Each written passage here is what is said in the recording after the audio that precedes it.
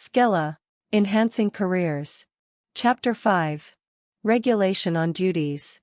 Regular flying loads body and mind with stress and strain for cabin crew. Depending on the type of aircraft and the type of work involved, the strain to body and mind varies. A flight crew on international sectors, during the course of work, may have to cross a number of time zones in a day, resulting in additional strain on the body. Moreover, modern jet aircraft flying at very high altitudes at rarefied atmosphere also contributes to additional strain and consequent fatigue. The primary issues governing fatigue and alertness on the flight deck are the amount of rest put in before subjecting the body and mind to strain, duration and frequency of work, phase of the sleep-wake cycle, i.e. circadian rhythm, the nature of flying and the number of crew member involved in the function. Fatigue. A physiological state of reduced mental or physical performance capability resulting from sleep loss or extended wakefulness, circadian phase, or workload that can impair a crew member's alertness and ability to safely operate an aircraft or perform safety-related duties. The maximum flight duty limits for any operating air crew in a period is limited to prevent the stress caused by the lack of sleep and provide the crew with maximum rest, since it is found in the recent studies that the stress has profound negative effect on the human performance, especially when they are exposed to unnatural environments such as flying. ICAO Annex 6 Part 1 and 3 lay down the standards and recommended practices, SARPs, for management of fatigue for flight and cabin crew members. Aviation regulator in every country lays down the limitations for flight time, flight duty periods, and rest periods of flight crew members of commercial flights. Utilization of flight crew members shall be limited in such a way as not to jeopardize the safety of flight by overloading the crew member on a given single duty or by the cumulative fatigue in cases where a flight crew member is scheduled to complete a row of consecutive duties. Flights shall be planned so that flight duty periods and minimum rest periods are within prescribed limits, taking into consideration other factors such as daytime and nighttime duty, the positioning of crew, breaks between flights and the availability of prone rest. The ICAO has set the maximum flight timings for an aircrew to fly in a given period of time. They are as follows. Principles of regulation. The first principle is that the duty schedule should not prevent the aircrew from ensuring that they are fully rested at the start of each duty period. Particular problems can arise when duty periods encroach on the normal sleep time, or when the normal sleep pattern is disturbed by time zone transitions. In these circumstances, the provision of adequate time for rest is essential. The second principle is that the duration and timing of individual duty periods must enable the aircrew to maintain acceptable levels of alertness at all times. Responsibility of the airline operator. Every airline operator, by law, has to establish a scheme for complying with the limitations for flight time, flight duty periods, and rest periods specified by aviation regulator in respect of flight crew members. The scheme shall include the means for any variation from the specified limitations provided such variation provides an equivalent level of safety. The scheme shall be included in the operations manual and submitted to the aviation regulator for approval. The operator shall not require a flight crew member to operate an airplane if it is known or suspected that the flight crew member is fatigued to the extent that the safety of flight may be adversely affected. Operators shall ensure that persons concerned with the operations of aircraft are trained and educated regarding dangers of fatigue, the causes of sleepiness and importance of sleep and proper sleep habits. Responsibility of flight crew. A flight crew member shall not operate an aeroplane when he or she knows that he or she is fatigued or feels unfit to the extent that the safety of flight may be adversely affected. Flight crew members shall make best use of facilities and opportunities that are provided for rest and for the consumption of meals, and shall plan and use rest periods to ensure that they are fully rested.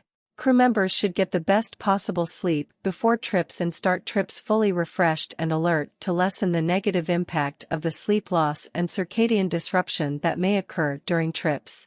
On trips, crew members should try to get as much sleep during each 24-hour period as they normally do at home. They can schedule off-duty sleep according to personal physiology, feelings of sleepiness indeed indicate the need for sleep, while feelings of alertness or an inability to sleep suggest getting out of bed and resuming normal activity. Scheduled naps can also play an important role in obtaining the sleep necessary to maintain performance. When circumstances permit, naps should be taken when a person feels sleepy. The length of the nap depends on the time available. It seems that no nap is too short. Some sleep is generally better than no sleep. Fatigue prevention strategies. Airline operators advise the flying crew members to adopt preventive countermeasures that can prepare them for trips and improve their ability to maximize sleep opportunities on trips. However, preventive strategies alone are not necessarily sufficient to overcome the sleep loss and circadian disruption from long duty periods, time zone changes, and irregular duty hours. A crew member can use preventive strategies to maximize general alertness, so that when flight operations take their toll, the body can respond with its full potential. By getting sufficient, good quality sleep while at home/off duty prior to a trip, understanding how to plan sleep and naps, and developing good sleep habits, a crew member maximizes the potential for staying alert on duty. Conversely, starting a trip with a sleep debt makes a crew member much more vulnerable to increased sleepiness and performance decrements. Good sleep habits are beneficial in two ways. 1. They foster good sleep at home, which best prepares a crew for a trip. 2. Good sleep habits can be used on trips to maximize rest period sleep opportunities. Sleep deprivation studies have shown that physical activity is the best way to combat fatigue. Therefore, stretching and other physical activity can be used to battle sleepiness. Social interaction can also help mask sleepiness, however, the interaction must be active to have an effect. Caffeine can be another useful tool when used properly. Strategic caffeine use calls for avoiding caffeine when already alert and, instead, using it when sleepy or 10 to 15 minutes before a period of predicted vulnerability.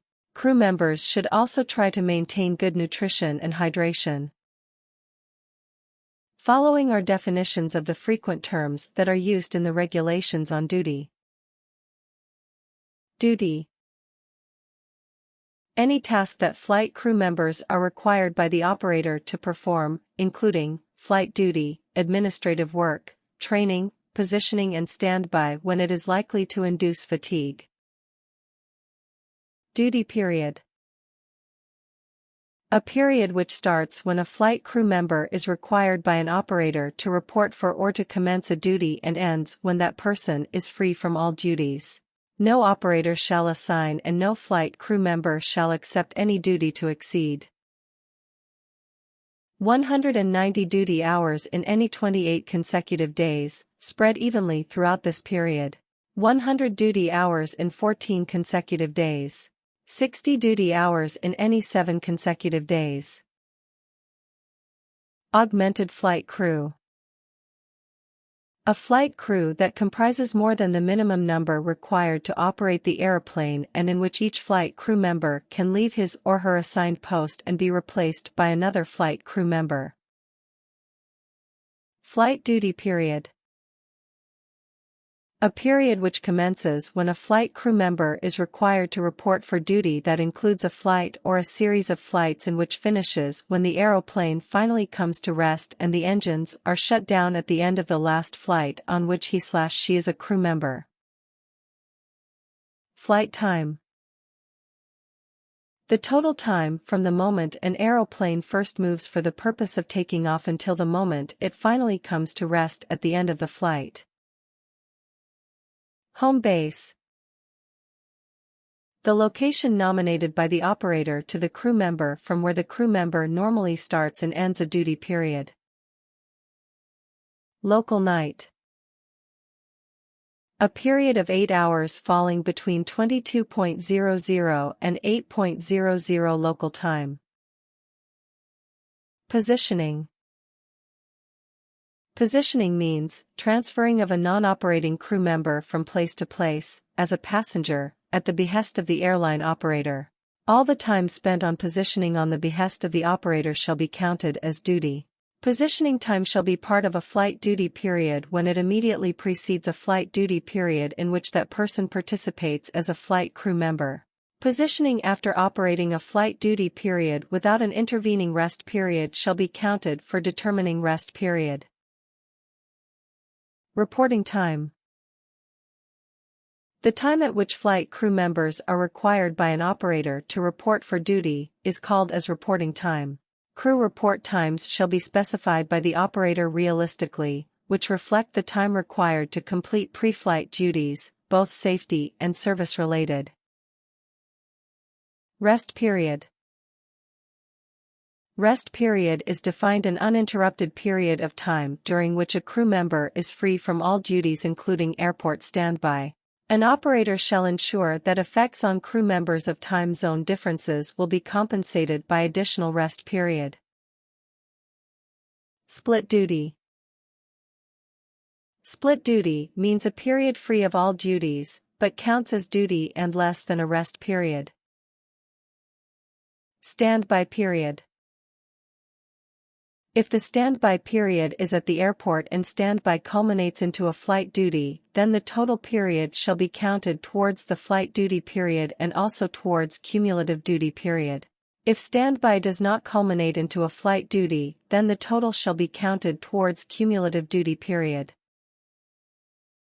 Rest period after standby.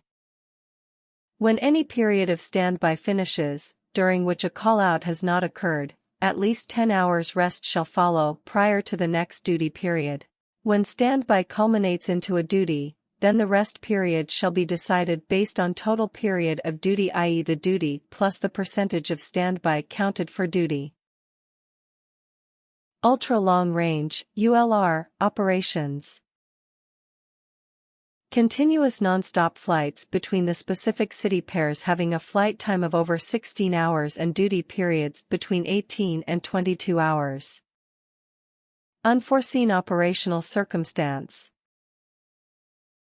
An unplanned event, such as unforecast weather, equipment malfunction, or air traffic delay that is beyond the control of the operator. For an unplanned event, such as unforecast weather, equipment malfunction, or air traffic delay that is beyond the control of the operator, flight time and flight duty period may be extended. Whenever the flight duty period gets extended, the rest period shall be pro rata, increased by twice the amount of extended time of flight duty period. Window of circadian low, WOCL. WOCL is best estimated by the hours between 0200 and 0600 for individuals adapted to a usual day-wake/night sleep schedule. This estimate of the window is calculated from scientific data on the circadian low of performance, alertness, subject to report and body temperature. Period of transportation to and from an airport shall neither be counted towards duty time nor rest period. The operator shall include in the scheme the optimum time of transportation after taking into account various factors and on ensuring that the rest period does not get reduced below the minimum rest requirements. Weekly rest. An operator shall ensure that the minimum rest is increased periodically to a weekly rest period, being a 36-hour period including 2 local nights, such that there shall never be more than 168 hours between the end of one weekly rest period and the start of the next. Consecutive night operations. No operator operating passenger flights shall deploy a flight crew, nor a flight crew shall undertake any duty between period embracing 0000 to 0500 hours local time if during the previous day he/she performed flight duty between the period embracing 0000 to 0500 hours local time. The minimum rest period before the start of such a series of duties is 24 hours. The duty shall not exceed 8 hours, irrespective of the sectors flown. At the finish of such a series of duties, crew members shall have a minimum of 54 hours free from all duties. There shall not be 4 such duties in any 7 consecutive days. Crew members shall be free from all duties by 2100 hours local time before covering the block of consecutive night duties, such that they may take a rest period during a local night. Duty records maintained by the airline operator.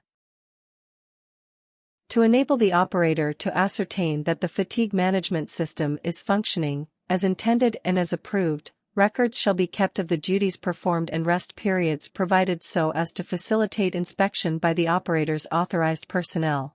The operator shall also keep records of occasions when discretion was used to extend the prescribed limits.